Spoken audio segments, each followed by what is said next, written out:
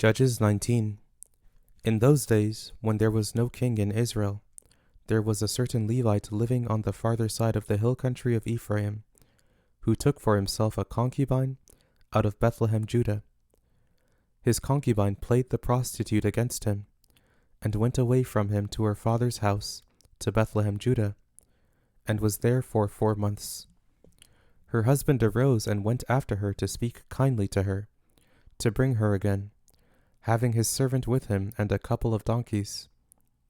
She brought him into her father's house, and when the father of the young lady saw him, he rejoiced to meet him. His father-in-law, the young lady's father, kept him there, and he stayed with him 3 days. So they ate and drank, and stayed there.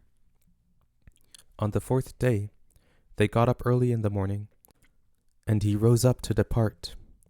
The young lady's father said to his son-in-law, "Strengthen your heart with a morsel of bread, and afterward you shall go your way." So they sat down, ate, and drank, both of them together. Then the young lady's father said to the man, "Please be pleased to stay all night, and let your heart be merry." The man rose up to depart, but his father-in-law urged him, and he stayed there again. He arose early in the morning on the 5th day to depart. And the young lady's father said, "Please strengthen your heart, and stay until the day declines." And they both ate. When the man rose up to depart, he and his concubine and his servant, his father-in-law, the young lady's father, said to him, "Behold, now the day draws toward evening. Please stay all night. Behold, the day is ending. Stay here, that your heart may be merry, and tomorrow go on your way early, that you may go home." But the man wouldn't stay that night, but he rose up and went near Jebus, also called Jerusalem. With him were a couple of saddled donkeys. His concubine also was with him. When they were by Jebus, the day was far spent, and the servant said to his master, "Please come and let's enter into this city of the Jebusites, and stay in it." His master said to him, "We won't enter into the city of a foreigner that is not of the children of Israel, but we will pass over to Gibeah." He said to his servant, "Come and let's draw near to one of these places, and we will lodge in Gibeah or in Ramah." So they passed on and went their way, and the sun went down on them near Gibeah, which belongs to Benjamin. They went over there to go in to stay in Gibeah. He went in and sat down in the street of the city, for there was no one who took them into his house to stay. Behold, an old man came from his work out of the field at evening. Now the man was from the hill country of Ephraim, and he lived in Gibeah, but the men of the place were Benjamites. He lifted up his eyes and saw the wayfaring men in the street of the city. And the old man said, "Where are you going? Where did you come from?" He said to him, "We are passing from Bethlehem, Judah, to the farther side of the hill country of Ephraim. I am from there, and I went to Bethlehem, Judah. I am going to Yahweh's house, and there is no one who has taken me into his house. Yet there is both straw and feed for our donkeys, and there is bread and wine also for me, and for your servant, and for the young man who is with your servants. There is no lack of anything." The old man said, "Peace be to you.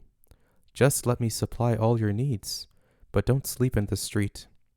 So he brought him into his house, and gave the donkeys fodder. Then they washed their feet, and ate and drank.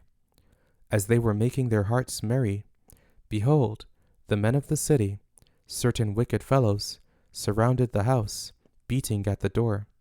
And they spoke to the master of the house, the old man, saying, "Bring out the man who came into your house, that we can have sex with him." The man, the master of the house, went out to them, and said to them, "No, my brothers, please don't act so wickedly. Since this man has come into my house, don't do this folly. Behold, here is my virgin daughter and his concubine. I will bring them out now. Humble them, and do with them what seems good to you. But to this man don't do any such folly." But the men wouldn't listen to him. So the man grabbed his concubine and brought her out to them. And they had sex with her, and abused her all night until the morning.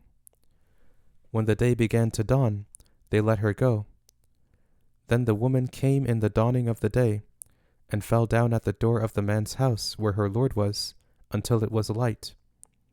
Her lord rose up in the morning and opened the doors of the house, and went out to go his way.